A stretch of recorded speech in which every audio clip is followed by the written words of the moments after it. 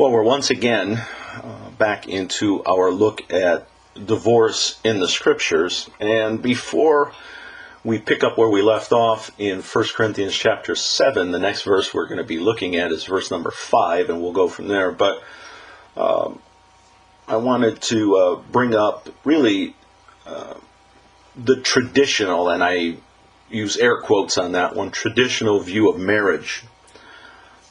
On page 86 of the syllabus, I write, with the topic of responsibilities and duties, and in particular sexual duties, within the marriage covenant already being discussed, it must be cautioned at this juncture that there are veritably numerous factors that may play themselves out which both spouses may have to acquiesce to. Physical inability, menstrual cycles, medications which may decrease a spouse's libido, etc., are all circumstances which must be taken into consideration by the sexually hindered spouse in the relationship. One spouse should never feel forced or threatened into performing sexual favors for the other spouse. All actions and requests must be made with love at the forefront of the motivation. With that being said, unfortunately, many believing wives have been verbally, emotionally, or even physically abused by their husbands, while many so-called leaders in the evangelical church have sat by and idly watched in silence. The following is an excerpt written by Dr. Grant L. Martin, Ph.D. He wrote the book Counseling for Family Violence and Abuse. It's a book that's over really 30 years old, but he addresses this deplorable epidemic in our generation. This is what he writes, quote, "There's nothing wrong with the traditional marriage, but there is a great deal wrong with a husband who uses violence to maintain his position within the marriage. Neither is it a defect in character for the battered wife to be committed to the sanctity and permanence of marriage. Her problem usually is that she hasn't been able to separate commitment from unhealthy tolerance. A good mother will not hesitate to discipline her children in love, knowing that any punishment she gives is teaching the child correct behavior. Yet that same person will be very reluctant to apply the same principle to her husband. Part of the reason, of course, is that a child will not knock your head off if sent to his room, while a husband may be able to carry out such a threat. The battered wife needs instruction and support on how to find a balance between commitment and correction. One of the major issues for the Christian wife is the principle of submission. Many a battered wife has gone for help only to be told she was not being submissive enough. The concept of submission and its companion topic, headship, are clearly biblical. The confusion comes because of the multitude of explanations as to their meaning. The most prevalent implication in much of Christian literature is that the secret to a happy marriage is for the wife to accept the dependent role to her husband. She is to adapt to him rather than try to change him in any way. She should not be the one who initiates changes in the family, but should cultivate her created nature to be receptive to her husband's requests. The husband is to be the focal point of the family. Events and decisions are to revolve around sacrificially meeting his needs. Ultimate responsibility and leadership of the family is ordained to the husband. An abusive husband can take the wife or place the wife in a dilemma. If she puts up with his violence, she is the victim of pain. If she takes action to stop the violence, his violence, she is the victim of guilt for being outside the chain of command. One of the most common faults of much instruction about submission and headship is the omission of the teaching of mutual subjection. The primary reference passage on submission is Ephesians 5, verses 21 to 33. Paul begins with the explicit statement, submit to one another, out of reference for Christ. Paul realizes relationships in a family are meant to be reciprocal and accountable. There must be equal give and take in a family for growth to occur. No happiness is found when one member inevitably dominates without respect for the needs and feelings of the rest of the family. Biblical submission also includes accountability, which involves being held responsible for what one says or does. It is something entrusted to another person. The husband asks his wife to hold him accountable, and she asks the same of him. It is love in action as the wife helps her husband grow toward wholeness by asking him to demonstrate responsibility. It is intended to work both ways. Abusive relationships are not reciprocal. A healthy relationship requires that both parties desire to grow through mutual adaptation. The wife is not the only one who needs to adapt. The husband must find that love for his wife can motivate him to change. He may even learn to sometimes do what his wife suggests, even if it conflicts with some of his own desires. The abused wife may need help to shift her perspective from the requirements that she do all of the adapting. If she never expects her husband to adapt to her needs, he is not likely to change. Obviously, abusive marriages do not contain accountability. The husband blames his wife, economic problems, his job, or in-laws for his violent behavior. He doesn't take responsibility for his own conduct, but tries to point the finger elsewhere. Many battered wives, however, have bought into accepting the blame. Mutual submission shares accountability. The counselor needs to help the wife get rid of false guilt and unshared responsibility. The goal of marriage is oneness, Genesis 2:24. With this goal in mind, Paul gave instruction to each marriage partner. To husbands, he said, love your wives with Christ's love for the church, and thus be subject to them and serve them. And to the wives, he said, be subject to your husbands, as to Christ, and thus love them.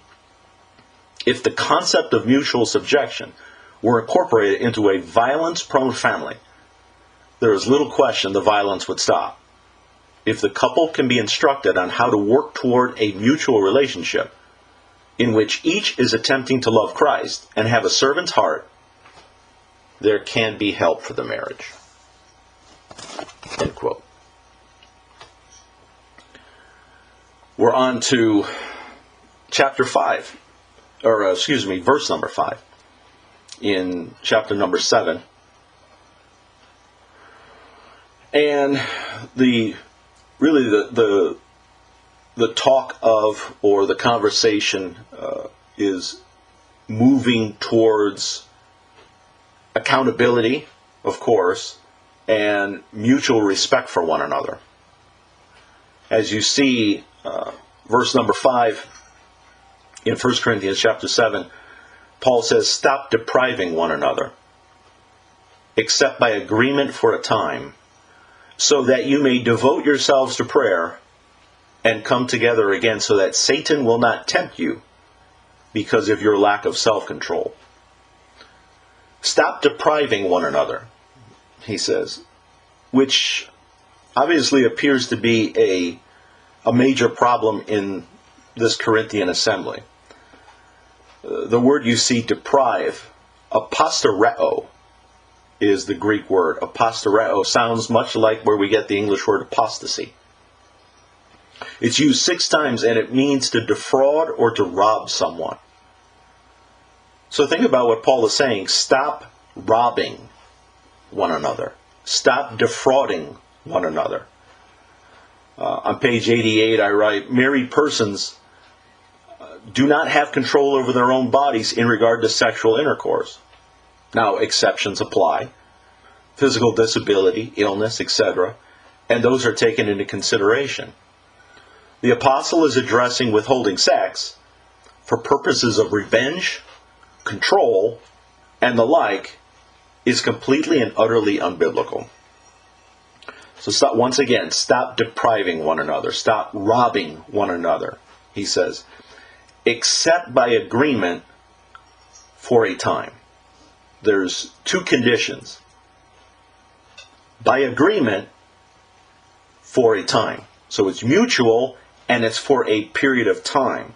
And that must not be used as an excuse for prolonged separation. In other words, I don't want to engage in sexual intercourse with you. How long do you want to go without sexual intercourse? Well, I don't know, maybe the next 5 or 10 years. No, that's not biblical. He says, by agreement for a time. Why? So that you may devote yourselves to prayer. So obviously you see really quick, there's more than one way of fasting. And Dr. Tony Evans mentions that in his commentary when he says we might refer to this as, quote-unquote, sexual fasting. To fast is to temporarily give up satisfying a craving of the body in order to focus and give extra attention to a spiritual need. If a husband and wife need God to intervene in a situation, a sexual fast for the purpose of prayer is in order. End quote. Well put. So that you devote yourselves, in other words, a sexual fast, you devote yourselves to prayer. But watch, and come together again. So the intercourse must be renewed after the spiritual interruption. And Paul understands that's very important. Come together again. Why? So that Satan will not tempt you because of your lack of self-control. On the bottom of page 88, I write, it appears that Paul understands that there may be a time when two spouses deprive one another, quote unquote, in regard to devotion to the Lord, but Paul does not seem to think this to be a wise decision, because he knows Satan will use the immoralities, as he mentioned up in verse 2, porneia, to tempt them at their time of weakness. MacArthur writes, after the agreed upon time of abstinence, sexual desires intensify, and a spouse becomes more vulnerable to sinful desires. And we know that, and so does the Apostle Peter, because the Apostle Peter writes in 1 Peter 5:8, be of sober spirit, be on the alert. Your adversary, the devil, prowls around like a roaring lion seeking someone to devour. And Paul knows that. So Paul gives the Corinthians this advice, verse 6, but this I say by way of concession, not of command. Paul is certainly not insisting married people abstain from sexual intercourse with each other. That's ridiculous. But he says, by this, I'm giving you this by way of concession. Sunome. And that's the only time that word is used in your scriptures. Concession. That's the only time. It's a feminine noun referring to a permissive awareness. So as you see, Paul understands that our adversary is a roaring lion. And so he is not insisting on this avenue of abstinence. Rather, he is conceding to the idea. I'm not insisting it. I understand. There might be a time when you might have to do a sexual fast. But it has to be agreed upon, both partners, and it has to be for a specific amount of time. Guzik, in his online commentary, writes, the principle in this passage is important. God makes it clear that there is nothing wrong and everything right about sex and marriage. Satan's great strategy, when it comes to sex, is to do everything he can to encourage sex outside of marriage and to discourage sex within marriage. It is an equal victory for Satan if he accomplishes either plan. A Christian husband and wife must not accept a poor sexual relationship. The problems may not be easily overcome or quickly solved, but God wants every Christian marriage to enjoy a sexual relationship that is a genuine blessing instead of a burden or a curse. Page 91 on to verse number 7. Yet I wish that all men were even as I myself am. However, each man has his own gift from God, one in this manner and another in that. I write, as one may decipher from the verse, Paul is a single man, and he is content with his singleness. This statement sets up the following, verse 8. Being a Pharisee, more often than not married, and a member of the Sanhedrin, in which you must be married, it is most probable that Paul was at one time married, and that possibly his wife had passed away, leaving him a widower. in Acts 22 and verse 3, Paul speaks of casting my vote with the Sanhedrin. But is this language literal or figurative? At any rate, he is single now and acknowledges that not everyone may have the same gift to abstain from entering into marriage, for him entering into marriage again.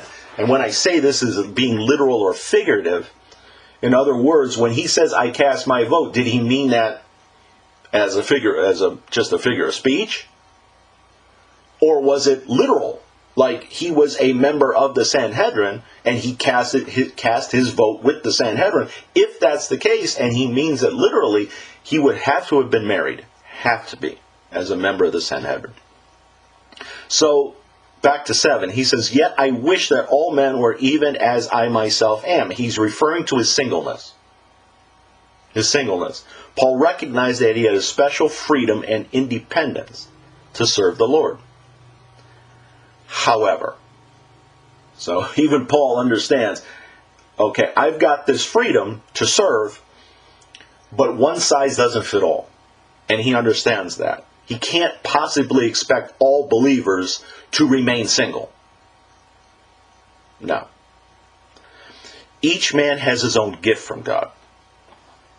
So we learn here in 1Corinthians 7 about gifts. And there are 2 gifts. There's the gift of marriage, and then there's the gift of singleness. And oftentimes we don't think of those things as gifts, but that's exactly what they are. Top of page 92, I write, what the apostle is teaching correlates exactly with what Yeshua taught in Matthew chapter 19, verse 11. Not all men can accept this statement, but only those to whom it has been given.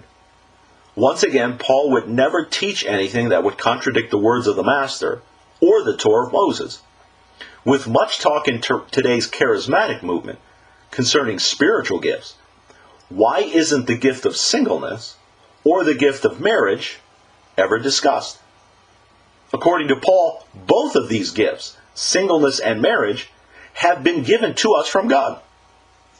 So if one is truly desiring to be spiritually mature in their walk, and I'm looking for a quote-unquote gift, I would have to ask a charismatic, well, if you want to be spiritually mature, do you want the gift of tongues or do you want the gift of a healthy marriage? I would hope the answer is the latter. So, for Paul, unless someone is struggling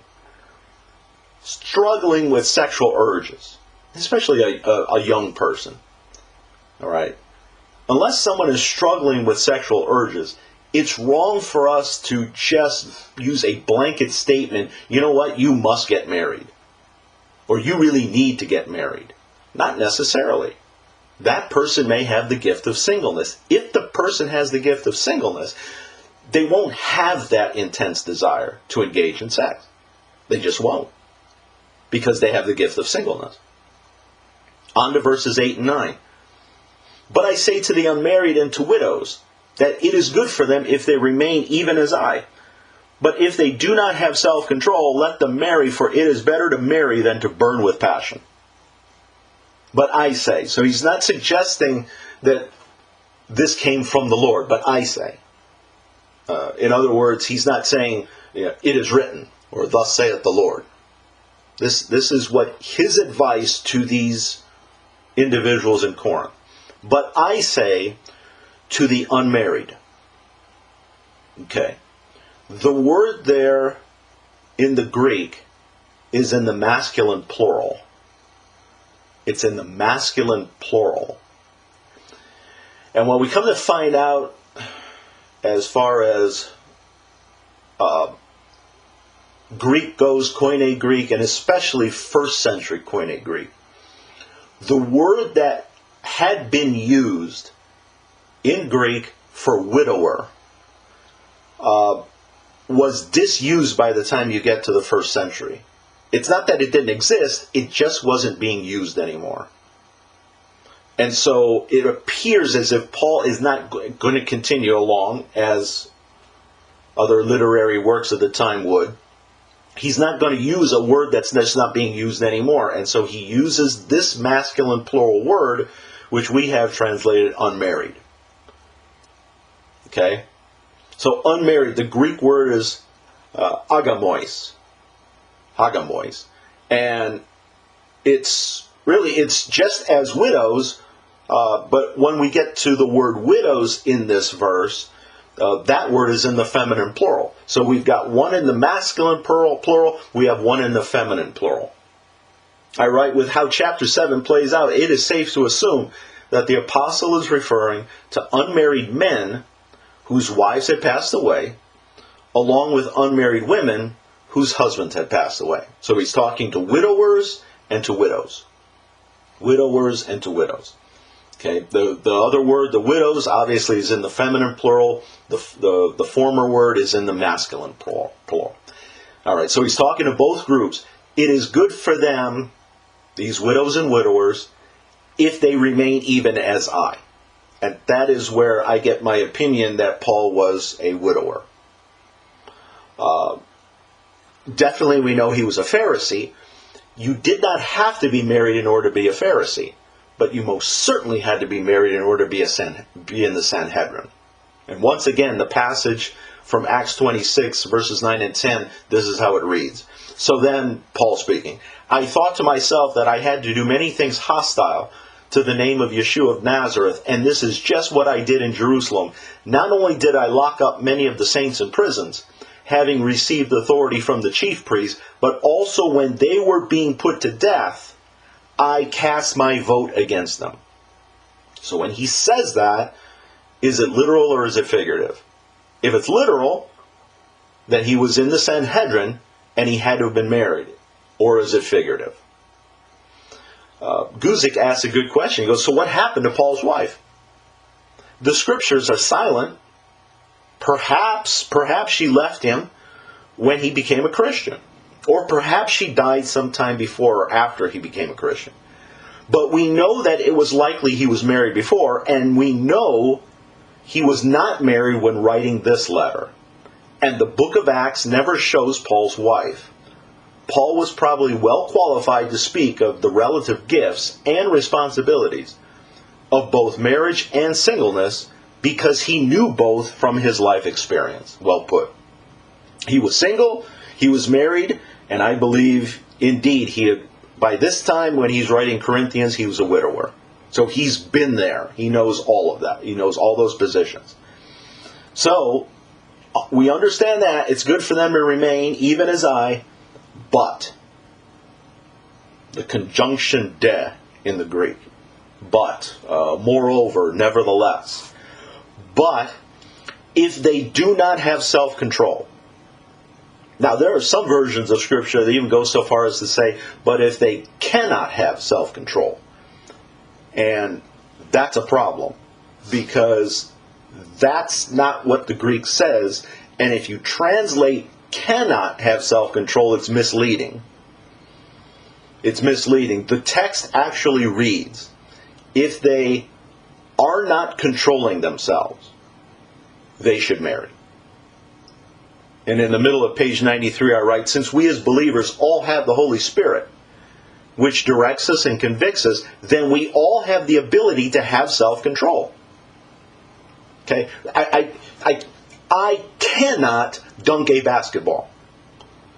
That is a true statement. I cannot because I'm not tall enough, I'm out of shape, and I'm too old. Okay? I cannot dunk a basketball.